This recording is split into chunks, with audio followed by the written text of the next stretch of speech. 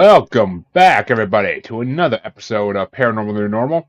I am your guest, as always, Jeremy, here trying to, lead the way to normalcy. Does it ever happen in this universe? God, no, we're not meant to get that way. And it's going to keep getting weirder, so let's start off by introducing my guest on this perilous path, as always. My guest is Sifu Aman Berry. Hello. You might say, Sifu, I've heard that phrase before on your show. Well, that's right. We had Aman's partner, Sadhu, on a month or two ago, somewhere around there. I forget the exact date, but we had him on then. His episode hasn't even released yet, but it'll be coming eventually. Backlog. But how you doing tonight, Aman? I'm really good and honored to be here with everyone watching, you, and happy to support this community. Well, we're always glad to have support in the paranormal community. That's for darn sure. But let me start off the same way I start off every interview. What led you down the path towards the paranormal? Well, when I was younger, when I was a kid, I had some negative experiences in my house growing up. It's kind of personal, but shortly after my father died, the activity started picking up. I was 12. And as a child, I took it upon myself to learn everything I could because I didn't really have an option otherwise. So yeah, it started early for me. Interesting. So what type of activity was it? So I'll give you some examples. One time I was a young kid coming up the stairs and my dad's picture would throw itself at the wall at me, swear to God.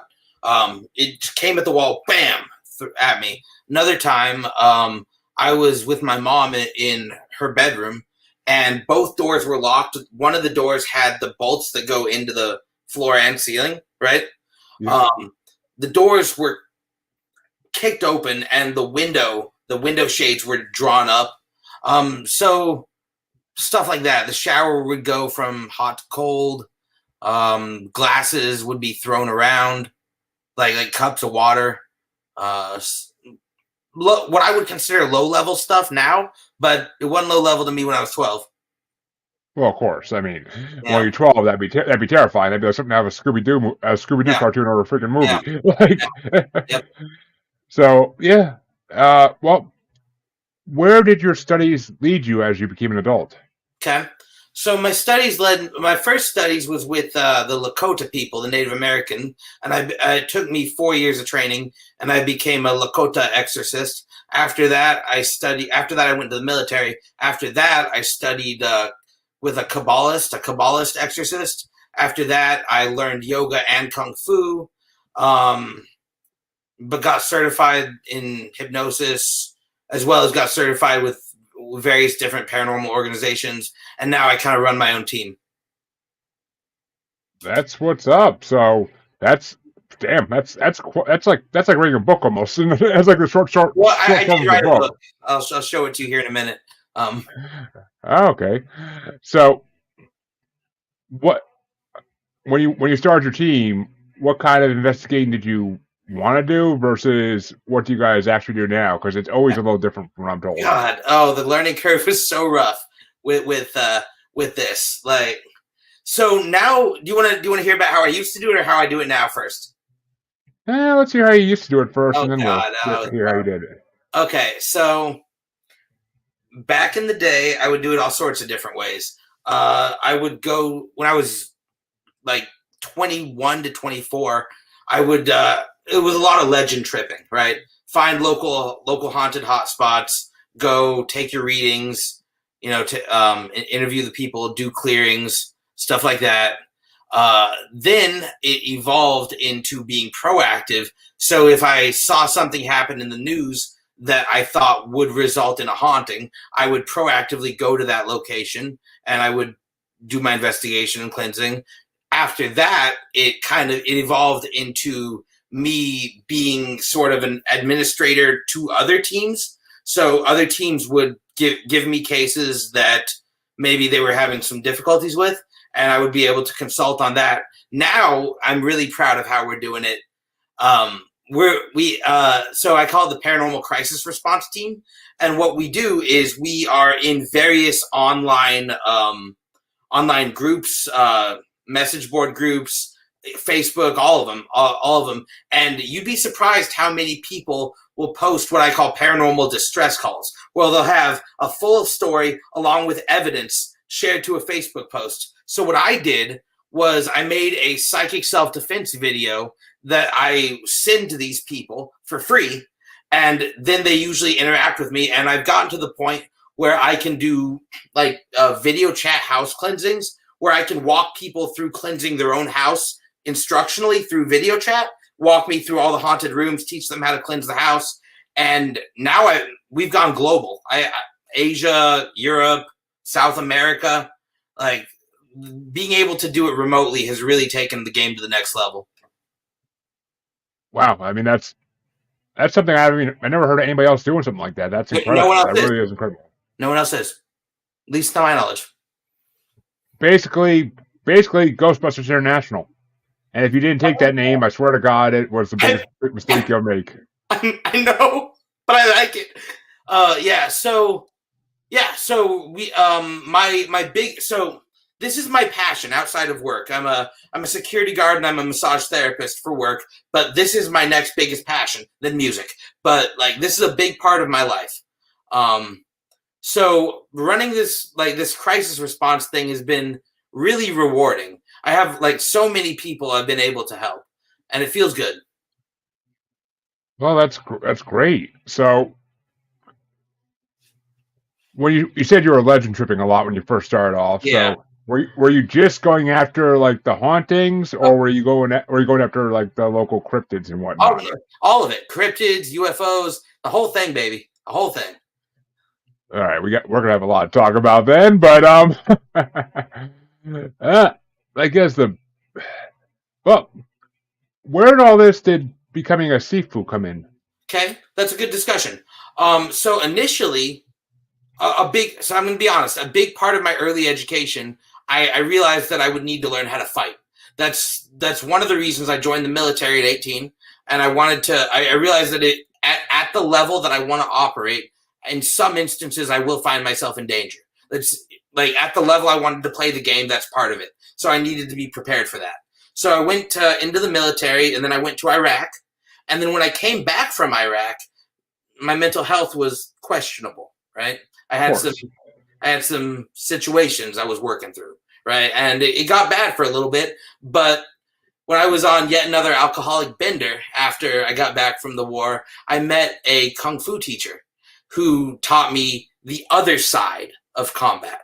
Like in Kung Fu, they have a healing side and they have a combative side. So I went deep into Kung Fu in order to initially heal myself. Then I realized that, if I'm being honest, through using chi or human energy or projection of thought, there's a very ancient exorcist tradition in Kung Fu.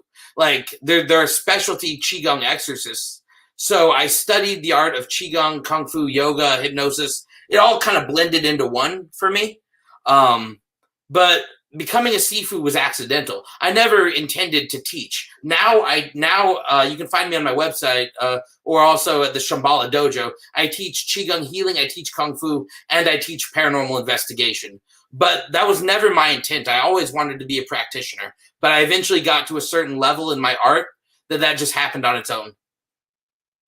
Well, it makes sense. I mean, you get high enough up, people are going to want to learn from you. Right. They're going to want to learn basically how to do what you do, and it's good. I mean, people need to teach. I mean, I find myself all the time having new podcasters come out to me and be like, "How did you get followers? How did you do this? And like, how do you edit?" And I gladly help because I mean, I had plenty of people give me advice when I first started, so I'm not going to turn someone down. Exactly. I'm not going to turn someone down looking for help. That's just the way it goes. And hey, Nicole, thank you for watching and thank you for sharing it out like always. Nicole, hello. Okay. But all right, well, we'll start off with the spirit stuff because I mean I want to save the good stuff for last. So hit me. When it comes to people who are investigators of hauntings and ghosts and all that good stuff, there's a question I always like to ask, and what was the most horrifying experience you had investigating a haunting or spirit or ghost?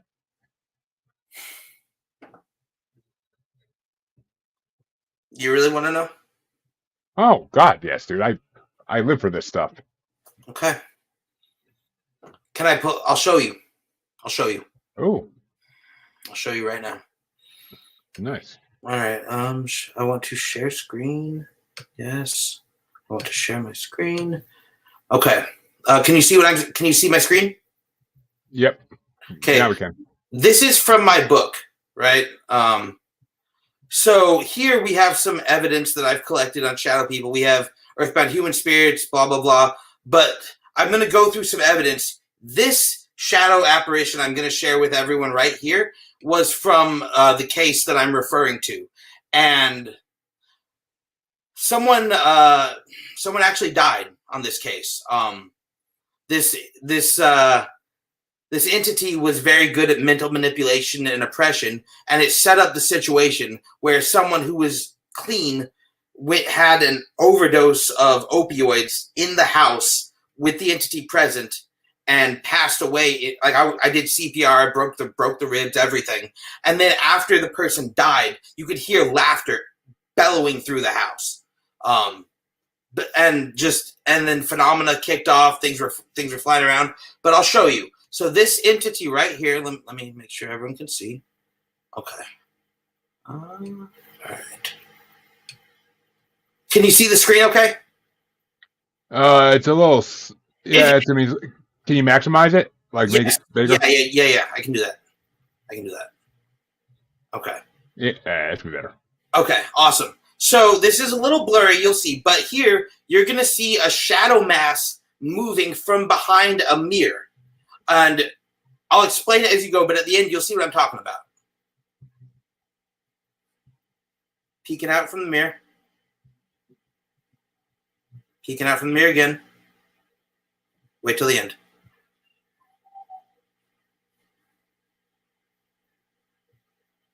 And boom. See that right there? Oh, shit. Boom. Yes, yeah. I do. Right. So that shows that they have an amorphous shape. They can shapeshift. They can manipulate their shape. So let's watch this again to the end because this bit's important. And boom.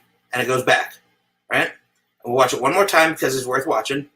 And so this is the demonic entity's natural form, right? And you see here that it went from one state, changed state, and then right there, see there's a thing hanging off of it. Steve Mera also had evidence like this that came up. So that's one. Do you want to see more? We might as well go through the whole list. Sure, might as well. Okay. So that was from Ohio. So this book is available for sale on email me, sifuamanberry@gmail.com. This is my paranormal investigation instructional book that I wrote. It's based off all my field notes for years. Why the? Sorry about my language. Can you see that? Okay. Yeah. I'm going to maximize this for us. Yeah, that's.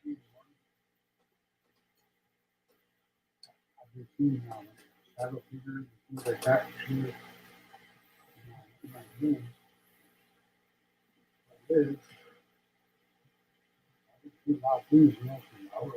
seeing all this stuff. 45 seconds.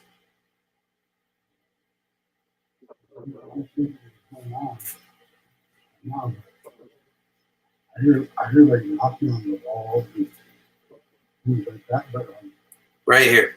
Look behind his shoulder. I don't know what to say. Here it comes. I'm not scared though. Bam. See that shadow person right there? Yep. Behind the door? So this was a guy in North Dakota. He had a violent haunting that manifested so a death happened, a car crash happened outside of his apartment, and then phenomena latched on from that to his apartment. We were able to help him. Here we have a client in England this one's really interesting. Pay attention to the upper right-hand side of the screen. You miss it. Okay, wait. Right there. See it go up the wall? Yep. Here's one more. Up the wall. And that little growl that went with it. So that's another demonic shadow apparition that I captured on an investigation. here we have a really interesting one. This one, you'll actually see Sadhu Dah in this clip. You'll hear him. He helped me on this one. This is one of his captures. So the nice.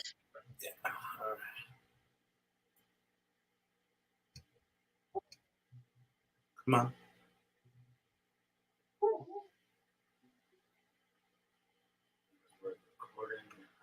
Phenomenon, shadow mass in the corner of the wall that grows.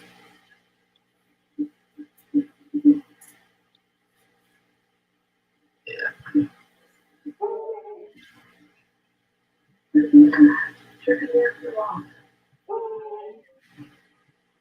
Does she even grow? There's one over there. Right there. What's that?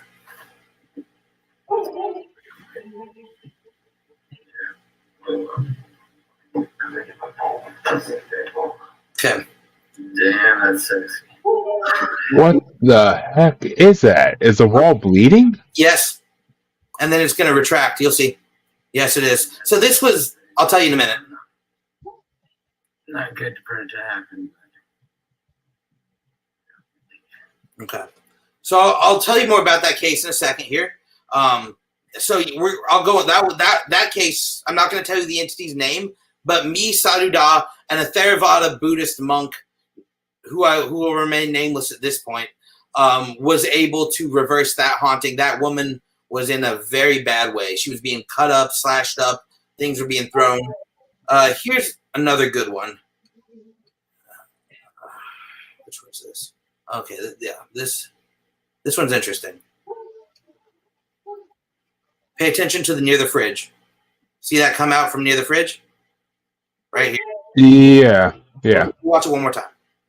It's gonna popping out right now. Boom, around the corner. Right. That is creepy. One more time, just so everyone can see it. Yeah. So those are all examples of what are called dark force entities. In this previous page, we have examples of human spirit phenomena. We got some cryptid stuff over here, but yeah. So those were demonic entities. So to answer your initial question, I'll stop screen sharing for now. To answer your initial question, the Ohio one was pretty rough. I went there personally with Sadhu Dah. Sounds like it would be. I mean, that was the wall bleeding one, right? No, that wasn't the wall. The first one I showed you with it coming down in that hook form, that one was pretty rough. I mean, I can't imagine. It's funny because there's actually been creatures like that seen in my house. Do you know? Have you done cleansing? Well, we can talk about that later. But yeah, I worked with a Reiki master for a while. That was my show back last year, and she sent me some. I can never say the name of it, but the wood. Palo Santo. Yeah, and some sage as well. And my wife burnt both of them and cleansed the house, but we think it didn't. We think it's kind of like stoned whatever was here for a while. It didn't really evict it. Right. And we can get into protection methods later. But do you have any questions? Do you have any more questions on that topic? I mean, no. We can talk about protection stuff later if we get to it. But I'm curious to hear about these investigations because that's some of the best video footage I've ever seen. Yeah, it is. It took a lot of work to get. I'll tell you that. I'm sure for every 99 investigations where you get nothing, there's that one investigation that actually leads to something. Took a lot of work, but yeah, that's what are you curious about? I'll answer anything. Oh, I mean, actually, okay. I'm curious about the house with the bleeding walls. That's something straight out of like The Shining, a horror movie. That one wasn't good. That one wasn't good. So I'm hesitant to go into too many details, not only because I don't want to tell people the entity's name that it took. There was a child involved, but okay. What I can tell you is that this person reached out to Sadhu Dah, who brought me in on this case as a consult, and we worked it for a good almost a year before we had our breakthrough. So there was phenomena like that. There was batteries being thrown across the room. There was even intelligent communication. Some of these entities can text. Some of these entities can send emails even. I've seen. It's crazy. But I know that sounds insane, but they can. Well, I mean, wouldn't that just be possessing a human body to do it? I mean, yeah.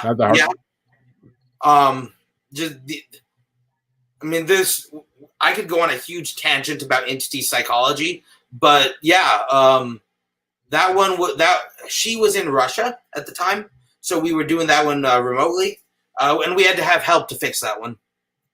Oh, I mean, I would imagine that one seemed pretty bad. I've never seen something like that in my life. Like, I've never seen anything like that in my life. So I've heard of stuff like that happening, but I just never actually have seen the proof of it. So, you say these are dark force entities or demonic entities. Where do these come from? Like, how did they get on our plane? Okay. There are a couple theories. So I'm going to be real transparent with your audience. I don't know as much as I'd like about that answer. I just know what they do and how to stop them. But I've been researching where they come from for decades, and I still don't know for sure. I have theories. One theory is that they're an accumulation of negative human energy from the collective unconscious. Another theory is that they are negative entities from the infrared spectrum that are of a reptilian consciousness that comes through. And then we have all the classical theories about them being, demons from various traditions. Then we have the poltergeist theory. But I tend to think that they are an alien parasitic life force that latches onto, enhances, and amplifies human negativity, so that I think the parasitic model is the closest thing to accurate. So I think they're an astral parasite, short answer. Which, I mean, I've heard all those theories before, of course, and I kind of lean in the same camp as you on that. I mean, I don't believe in traditional religions in any way, so I don't think these are fiery demons from hell. But they're happy to pretend to be. Oh, I'm sure. Mm-hmm.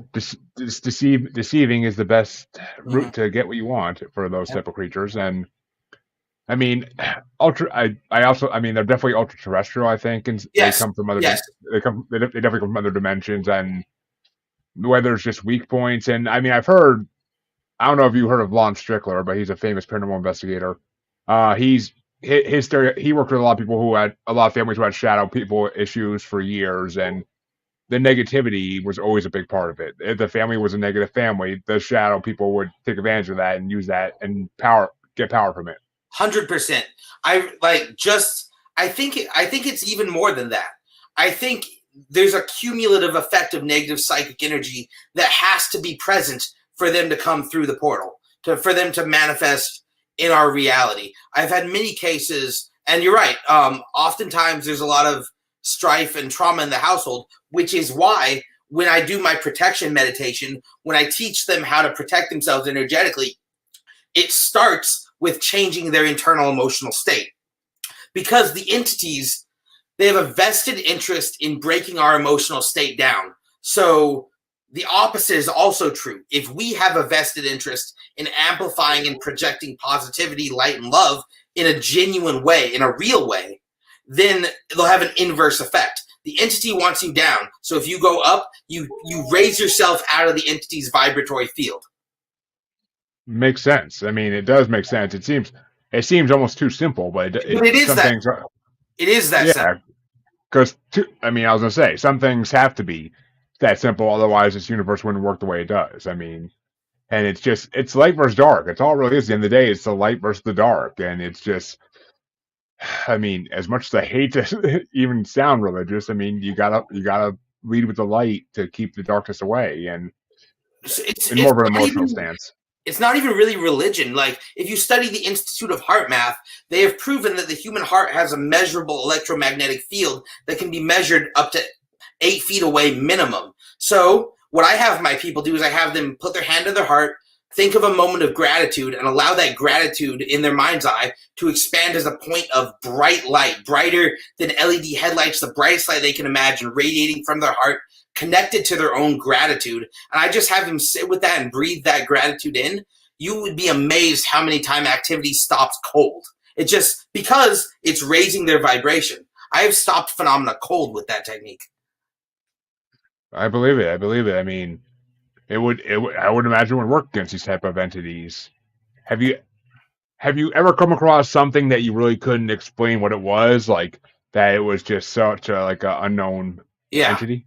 So I've been working this case for 10 years now, this one case in Connecticut, and this thing is pretty close to a match for me. I have been trying pretty much weekly for 10 years to try to reduce this thing, and just recently we had our breakthrough where through the separation of the individuals for some time, as well as the individual healing work and energy projection work, we have just now got this thing to the point where it's not manifesting.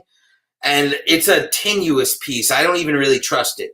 But this thing is hyper intelligent, hyper dangerous, able to manipulate people, able to pretend to be like, this thing is like the friggin' Arnold Schwarzenegger of demons. And this is the only one I've failed to actually, beat, but I've made some progress on it. So yeah, there are some weird ones out there. 10 years. God, I'm very dedicated. That's a long time. I mean, and a haunting in Connecticut too. That's just classic. Yeah. And Connecticut's, I'm in Massachusetts, so Connecticut's nearby, kind of. You don't want any part of this one. Oh, I'm sure. I'm not an investigator for that reason, because I don't want to invite the darkness into my life. I have children to protect, so I stay far away from this type of stuff. And that's a good point. I don't, so that's why I can get away with some of this stuff. Yeah, I mean, I'd be a novice in all this. So if I try to put myself in even the slightest situation, it can go horribly wrong. I'm sure. Knowing that's wise. Yeah, I don't put myself in dangerous situations. I don't like to. But all right, let me get to a little bit of the juicy part of this. Okay. I want to hear what kind of cryptids you're investigating, because that's always something. Cryptids are why I got into this, and everything else just kind of came along the wayside. So cryptids are cool. I love cryptids. I consider cryptids the fun part of this. That's the fun part. So I've investigated Sasquatch. I've only found. I honestly haven't really found much. Maybe nothing of substance. I've even investigated Native American reports of dragon-like entities in the mountains. I've investigated fae. I've investigated like elemental beings. Cryptids. Really interesting work by Dr. Simeon Hine regarding cryptids and their interdimensional nature. At least some of it. Yeah, I used to hate the ultra-terrestrial theory for cryptids. I used to really hate on it, and then doing this podcast, I just kind of like learned to accept it more and more, and now I kind of like lean on that side almost, because I mean, as much as I like to think that Sasquatch, Bigfoot is a creature that's been here since the beginning of time, which even ultra-terrestrial, that could still be true. But I mean, it's just, and I don't know if you heard, but a scientist out in California, she has found proof actually of Bigfoot, and she's working to publish it. What's her name? Last I heard, off the top of my head, I do not know her name, and I was told about her by Leslie Shaw. Okay. Leslie and Stephen Shaw, they're paranormal investigators, and Stephen Shaw is a third generation abductee. But the scientist has found urine samples of Bigfoot from a study she did in a lake up in Washington, and she also has hair that cannot be identified as any known creature on Earth. I would not have thought to do urine samples. That's smart. Okay, good for her. Well, she wasn't even trying to find Bigfoot at this point. She was doing a environmental study on this lake, and she was like testing it for the urine, and they found all the known animals in the area. It's urine in it, of course, but then they found a urine that couldn't quite be nailed down to anything except like a primate, and there's no primates in the Northwest. except for one supposedly. Right. So, I mean, it's she basically. I think she's basically the closest we've ever had to anyone actually be having legitimate proof. She's the closest thing we've had since the Patterson Gimlin film, Yeah, right. and even that's still highly debated. It's 50, 60 years later. So, I mean, this scientific proof might be what we need. It might be the next big government announcement that, yeah, we've known about this thing for hundreds of years. We're just going to tell you about it now. I'm sure. Yeah. But what is your theory on Bigfoot? I'm dying. I like to hear people's theories on Bigfoot. All right. So based on the evidence I've seen, it does seem to have a physical component. So when it's here, it is physical when it's here, right? It has hair, it has urine, it has all the trappings of being physical. So the only thing that makes sense to me is it must potentially be coming from a dimension very close to ours, but maybe slightly off center. Because there's also reports of unexplained electrical activity when Bigfoot manifests. There's also activity of corresponding UFO phenomena. There's also reports of the smell of ozone. So there's a lot of evidence of some sort of interdimensional interplay. Now, it might be due to the positive magnetic fields. Like Steve Mayer's work shows that paranormal phenomena can be correlated to positive magnetic anomalies. So that might be a part to play as well. But to be honest with you, I don't know, man. I don't know for sure. I mean, no one knows for sure. That's the point of this. But it's, I mean, and I agree with everything you said. I mean, all this stuff has been proven to be true. So I don't know. It's still hard for me to not want to go with the Gigantopithecus theory. But that was just that's the first theory I ever learned, and part of me always wants to stick to it. But we can't stick to these things. But kind of curious about these because you're not the first investigator I've had talk about dragon-like entities, and I'm kind of curious as to what you found when you looked into it. I got to the top of the mountain where they said these things were. So it's gonna sound weird, but I'll tell you what I found. I did not find any direct evidence of a dragon, but I did find what looked like pieces of heavy metal that were dropped from height into the ground. There's no way. It looked like man-made metal, but I wasn't sure. It's been there a minute, but it looked like some sort of structure of some kind was dropped from a high altitude, and it looked, I don't know for sure, it looked like there were claw marks in it. Did I get evidence? No. Why? Because I was young and legend tripping, and I didn't know any better. But that's all I saw.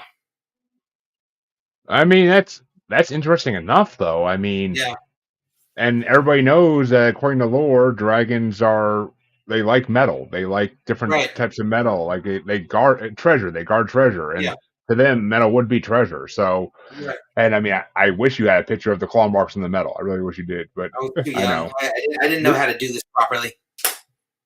I mean, it's funny because the other investigator, actually, Lon Strickland was the other investigator I had, and he investigated reports of dragons coming out of mines in Pennsylvania. That sounds about right. Yeah, which I thought it lined up perfectly with like a dragon's MO. Yep. And I mean, a lot of people like to dismiss this in the paranormal world because it's like dragons, that's mythology, that's fantasy, that's not real.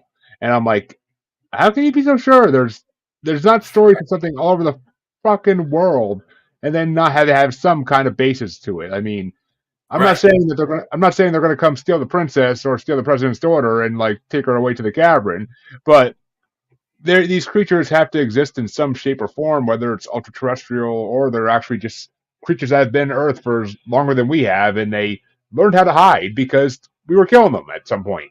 That's where all the medieval time stuff comes in. But I think they just learned how to hide, and just like same as Sasquatch when it comes here, like it learned how to hide because it had to.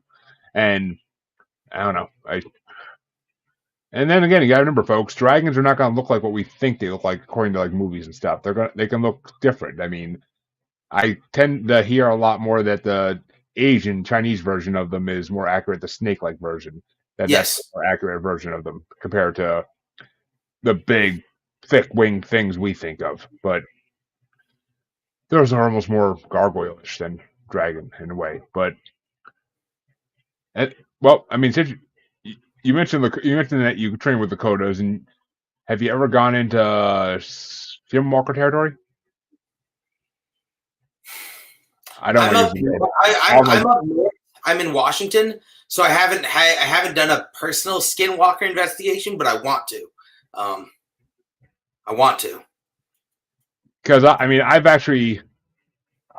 just had someone recently get in touch with me who wants to come on my show to discuss that, and I'm like, it's rare to find people who actually have interactions with them to some degree. Like, there's a lot of reports of people encountering them. I've heard tons of tales of people encountering them, but just to actually talk to someone who investigates them is a whole nother story, because they don't want to talk about it for reasons, or it's not something you come across. And like you said, it is very area specific. You can't just be anywhere and come across these creatures, supposedly. Right. I don't know. I mean, maybe, but what? Well, actually, you're in Washington, so you're kind of close to this. So you mentioned reptilians earlier. Do you think reptilians are actually extraterrestrials, or? Honest answer is I don't know, but putting that aside, the way I use that term is more akin to a level of consciousness. I've heard from good researchers that on some level, these dark force entities do have a reptilian form that they can shift into. The shadow mass can condense into a reptilian form. Have I seen that personally? No. Have I heard about people I respect have? So I do believe that alien's an interesting term. I think, God, I don't know. Reptilian behavior and acting from a very cold-blooded and clinical perspective, you do see that with the dark force entities, but whether I fully follow the David Icke paradigm, I'm not certain.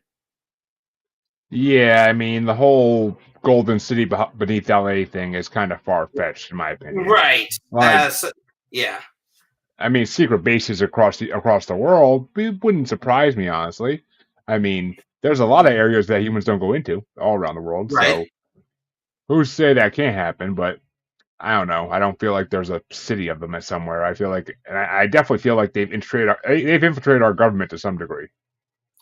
If we're going to have this discussion, though, my honest opinion is most of this is an interdimensional phenomena. Like you say, very unlikely there's a reptilian city anywhere that we can find, because I think it would have been exposed by now. You can make an argument to the other, but my feeling is that this is like a lot of investigators say, we have different names for different parts of the same phenomena, right? Yeah. So I think that's kind of where it's at. I mean, it makes sense. It makes sense. I mean, and I don't know. Reptilians are one of those things where I'm like, me and my co-host on one of my other shows I used to always whenever reptilians would get brought up, we would just be like, yeah, Hillary Clinton. But it's just, I don't know. There's too many videos of eyes shutting. I've seen them too. Yeah. And I mean, they definitely infiltrate our media, our politics, and everything else, because they have some grand plan. I'm sure they do. These dark forces, they have some grand plan as always, because they want more power, because that's what these things always want, is power. So I don't know. It's scary. I mean, and the fact that paranormal is becoming the new normal, I think scares them. I think it scares them that more and more people are talking about this, and eventually it's going to lead to something, and that's going to cause a lot of issues for them. And I think that's why they're trying to shut. That's why honestly, I think that's why there's so much wrong with the freaking world, because I think they're trying to distract us from finding out the truth. And imagine how powerful it would be if people just got the one point that there's an inverse relationship between your positive emotional state and them going away. And if they understood that every interaction from a dark force entity is designed to bring you down, and if you deliberately bring yourself up, that basic understanding filtering through consciousness would change things in so many haunted houses. Oh, it would. I mean, if people were aware of what they might be walking into when they buy a house, if people were aware of what they might be walking into anywhere on the world, I mean, you can go to your job and deal with these things if you work in an old building that has had, especially if you're. I just had a former nurse hit me up today because she wants to tell her stories about things she's seen in the hospital, and I was like, okay, I'm down for that. I'm like, I love those types of tales. Like I'm down for that. Like places like that are the darkest. Asylums, hospitals, any of these types of things are the darkest places known to man because there's been so much tragedy and negativity, and 100%. it's basically like a nest for these types of dark forces, which is awesome. But all right, I got us in the last part, at least a little bit of the last part of this. We got to talk about well, I mean, there's a lot of different types of extraterrestrial investigation that people do. Yeah. What types do you do? What types do you do? Are you doing mainly UFOs, or are you looking for like actual species? Again, let me show you. I got more evidence for you. Here we go. So this was one in. Can you see my screen? Yeah. Okay. Let me pull this up. So this was an investigation I was consulting on, based out of Arizona. So check this. You'll see lights in the sky right here.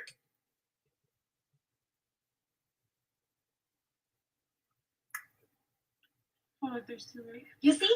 I told you. I'm not crazy. No, wait. Let's finish.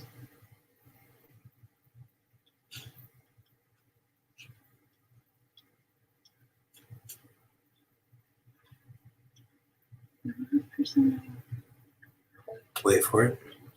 It's interesting. It's going to come And through. Johnny- Jennifer, quit for me. Get There's to your gonna be question in like- a second, Johnny. You see? A third one. Third one. Look, and then that one might split. They've been doing that for a minute. That And is here's. There's going to be a fourth that's one. amazing. There's going to be another one Right here. there. Where? Hold on. It just went away. You see how they're fucking moving?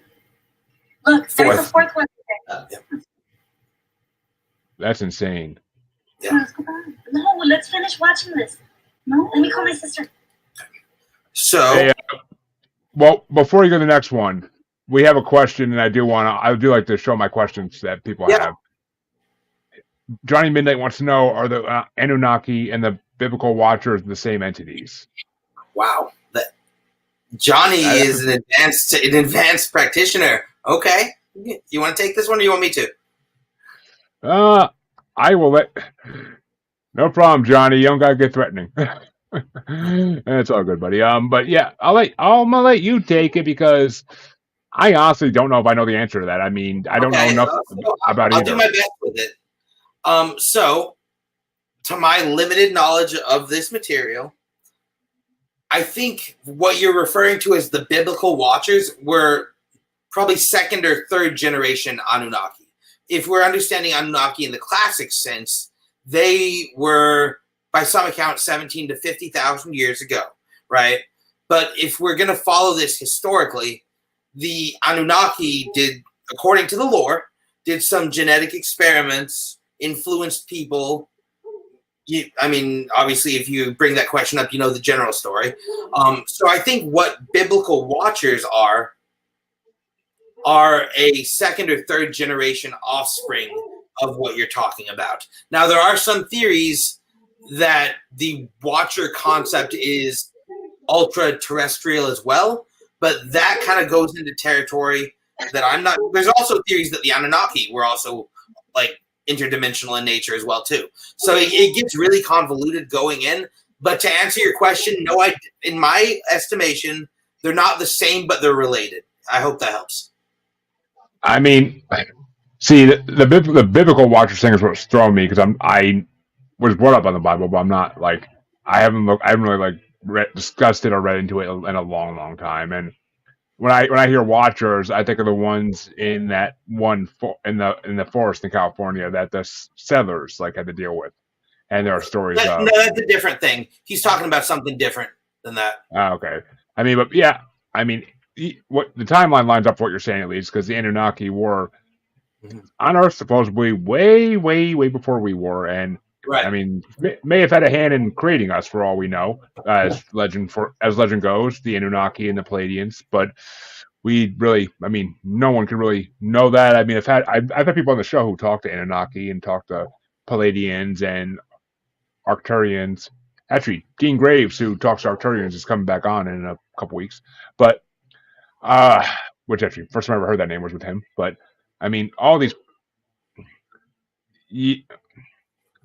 Yeah, Johnny says one's Christian and one other Sumerian. Very confusing. Yeah, I mean, it is confusing, but it's connected though. But we that's a different discussion. Yeah. I mean, it's hard to.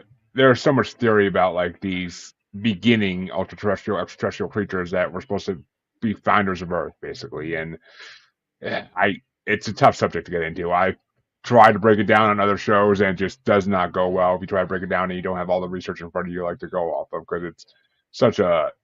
You're also trying to go off of what humans call a timeline, and that's a whole nother subject. So false history. And there's the cultural lens, the lens of time. That's why what I like to do as an investigator is I focus on measurable phenomena that I can see in front of me. I don't really put a story to it. Yeah, I mean, we all know these authors who wrote these types of legends and hoping that either they had some sign from somewhere this was actually the truth, or they're just trying to get people to believe it's the truth. We don't know. I mean, Chariots in the Sky basically is all but been erased because of what we've learned since then. So I don't know. It's a tough topic to fully embrace on any show. I mean, Anunnaki are nobody really knows, but so that was the UFO video though. That was amazing. Like that was some very clear shots of it, and very obviously nothing we know. It's not a plane, not a copter or anything else. It's got to be something unknown. No, I'm very stringent in the evidence that I share publicly. I'm very, very. I have so much more evidence that you haven't seen that it's just not up to par. You know what I mean?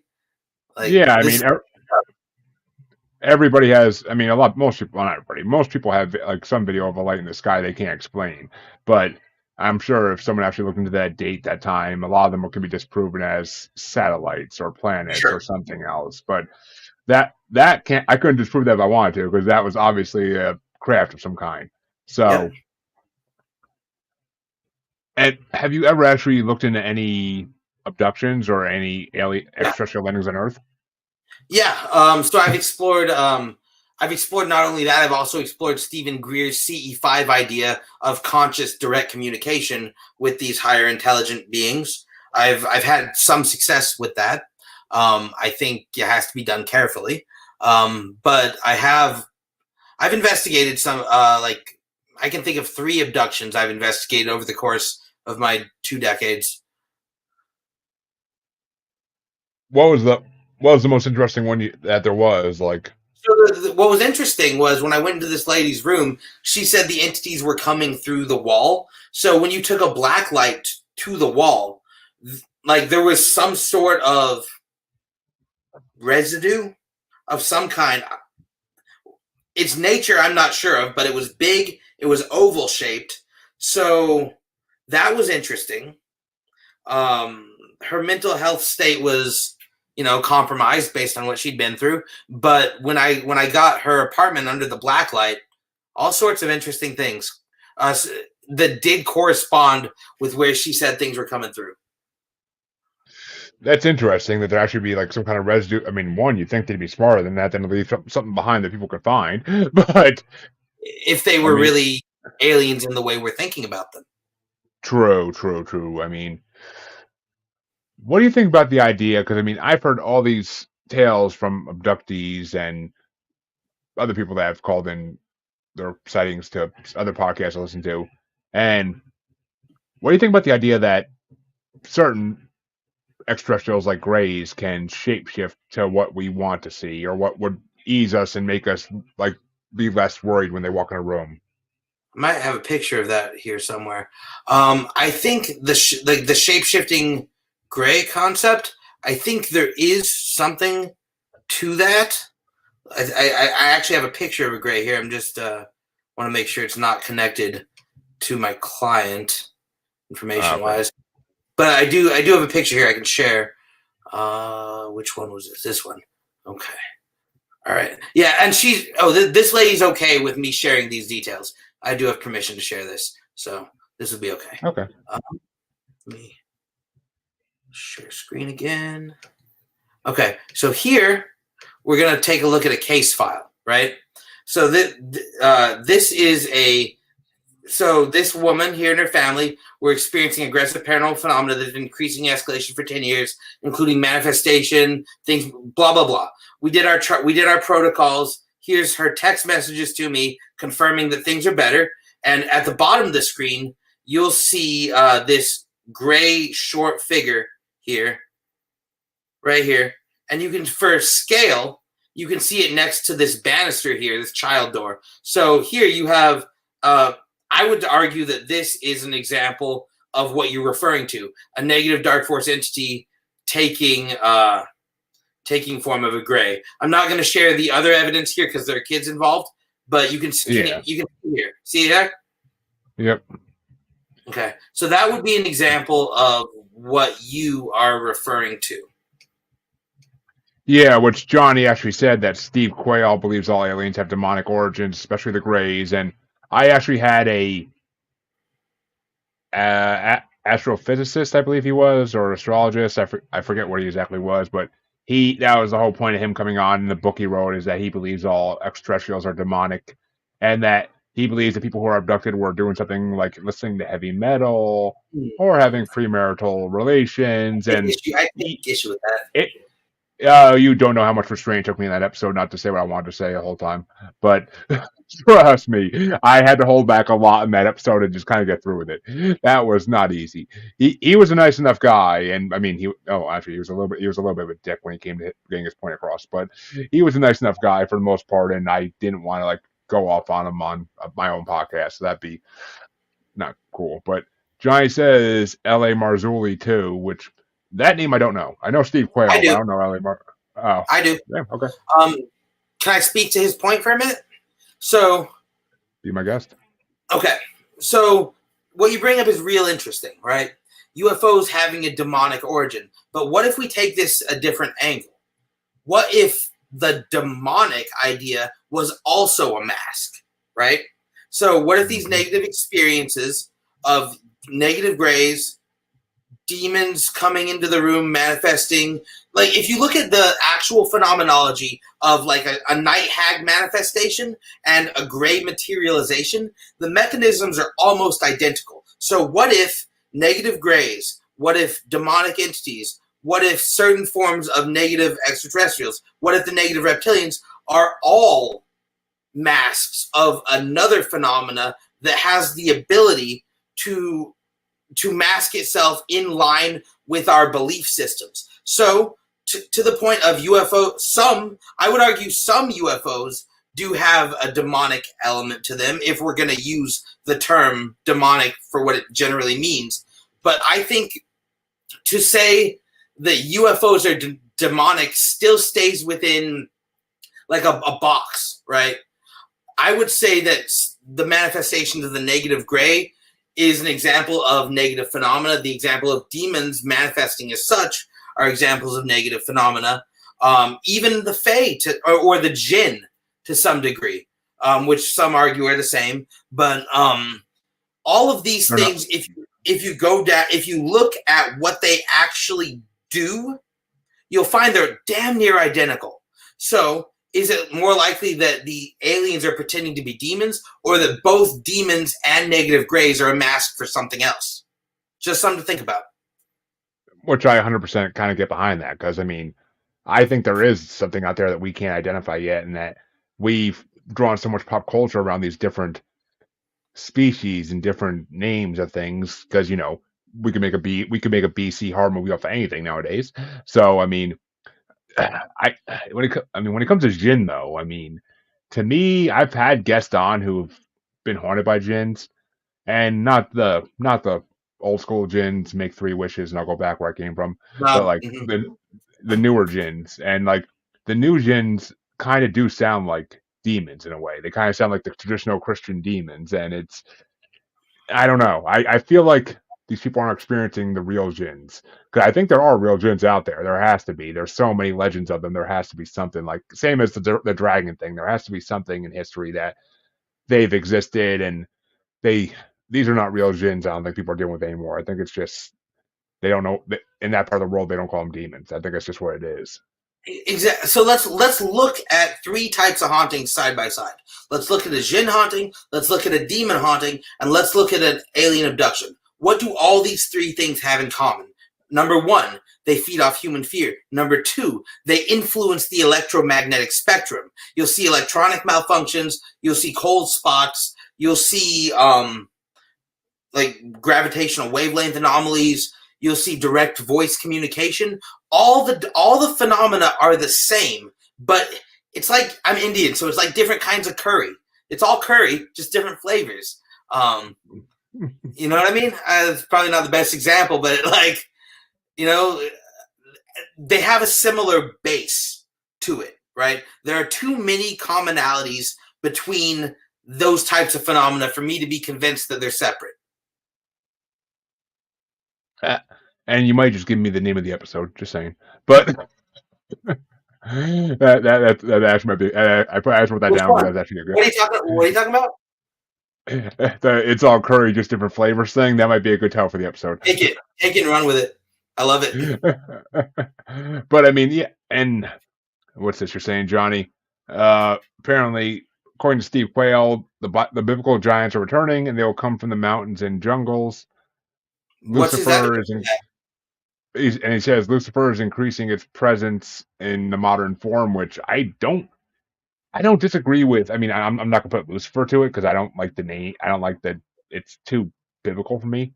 But yeah, the diabolical current certainly is for sure. I mean, that's the funny thing is there are, giants alone.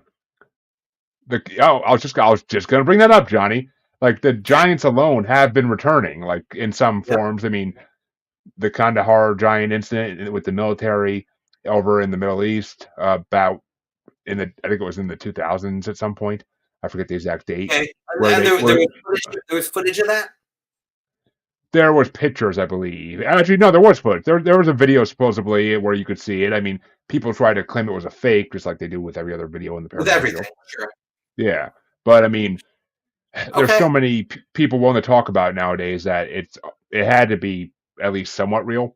And I mean, forget her name, but she's part of the Small Towns Monsters crew, and she on her podcast, The Lore You Know, she has done a lot of research into giants and giant graves across North America, and it's just funny that whenever one of these graves is discovered, the skeleton disappears within a day.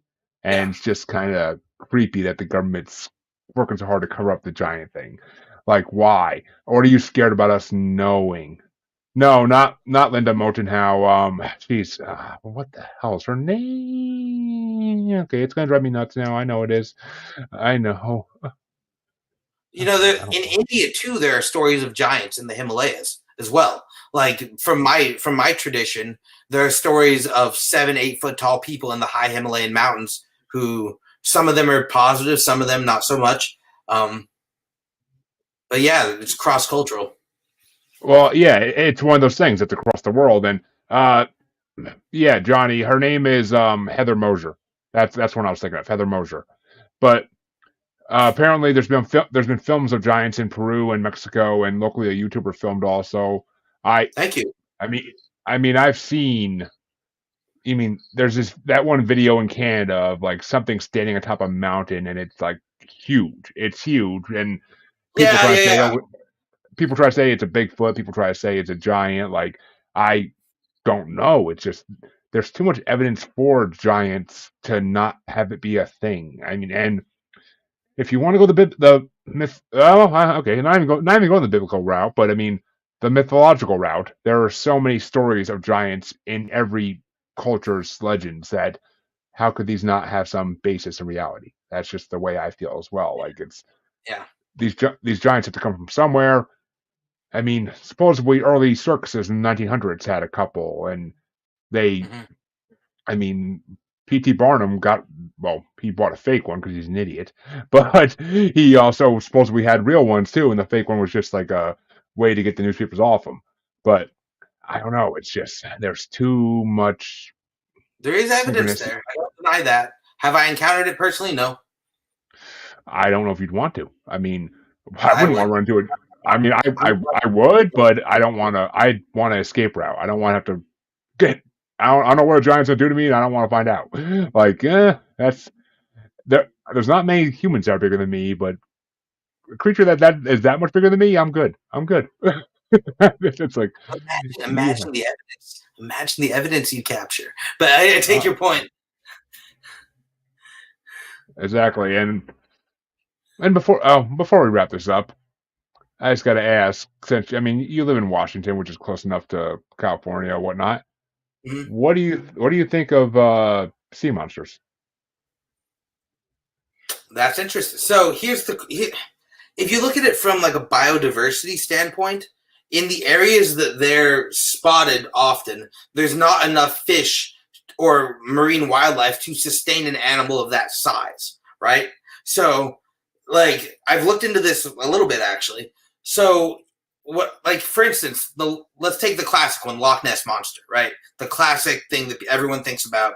For an animal of that size to sustain itself indefinitely, it would eat that loch clean of all marine animals. So that makes me think in the same way, if land-based cryptids can be ultra-terrestrial, why can't water-based cryptids also be ultra-terrestrial?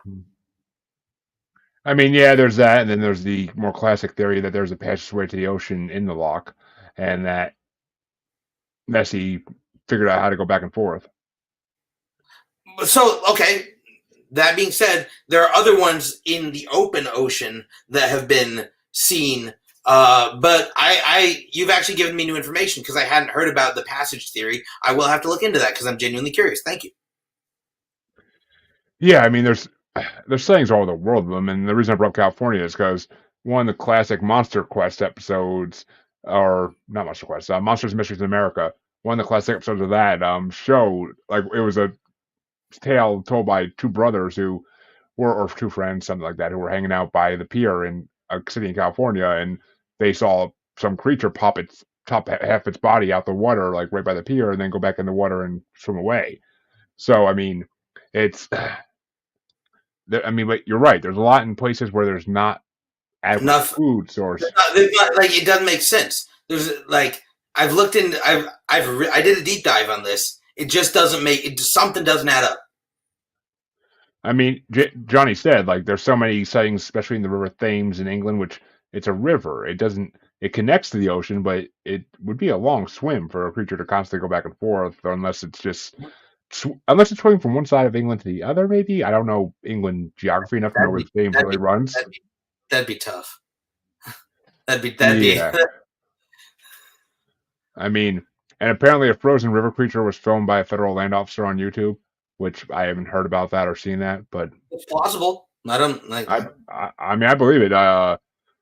Federal land officer, which is a term I never heard before, but I mean, forest rangers. These are the ones who are coming out and saying, like, Bigfoot is real. Like, there are national parks in America putting up Bigfoot warnings, and it's, how can they do this if the government doesn't admit this thing is real? Like, there's something missing. There's some step here that's just got skipped over. Like, okay, we're not going to tell people. We're going to put up signs. It's soft disclosure. It's soft disclosure. It's like a half measure, right? Yeah. It's don't sue us because we tried to warn you.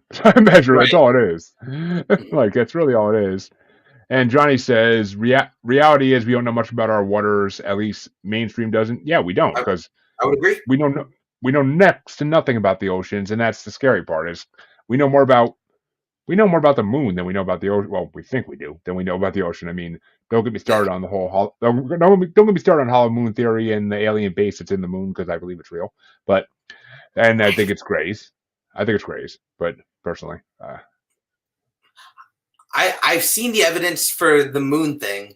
I think there's something to it. I won't go as far to say who's in there, but I have seen the evidence. I mean, there's a reason we didn't go back. There's a reason we didn't want to go back.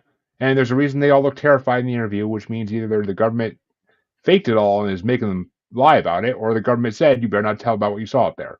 Either way, the government's telling them something. It rings like a bell, too. When there were nukes detonated on it, it rings like that's not right. Right? No. It rang for what, 11 minutes, something like that? Yeah. Like Yeah. There's not. No, that's not right at all. But I think that's where we will leave it tonight because it has been over an hour, and I don't like to keep my guests too long. But we had a freaking amazing episode. Love the audience interaction. Oh, don't get me started in Antarctica, buddy. Johnny, do not get me started in Antarctica. Yeah, that's another podcast, bro. That seriously, I could do a whole episode on Hollow Earth in Antarctica. So that's a whole nother topic. But Aman, where can they find your book and everything you do if they want to look you up? I train people one-on-one in healing, kung fu, and paranormal investigation. I also do a paranormal investigation certification program, which will give you access to my book. You can reach me at Sifu Aman Berry at gmail.com, or you could find my YouTube, which is the Shambhala Dojo. Those are the best places to reach out to me. All right. And of course, those links will be in the description for all you listeners, so you can click and go. And you all know where you can find me by now. If you don't, freaking shame. But check the outro. It's all there. All the watchers, just go where you're watching. That's where I am. But I will be back on Monday with another interview. I'm taking tomorrow. Well, I don't have anything planned tomorrow. So I'll be back on Monday with another interview. And I think I got 3 next week for you guys. So lucky you. But thank you, Aman, for coming on. And everybody else, have a good night.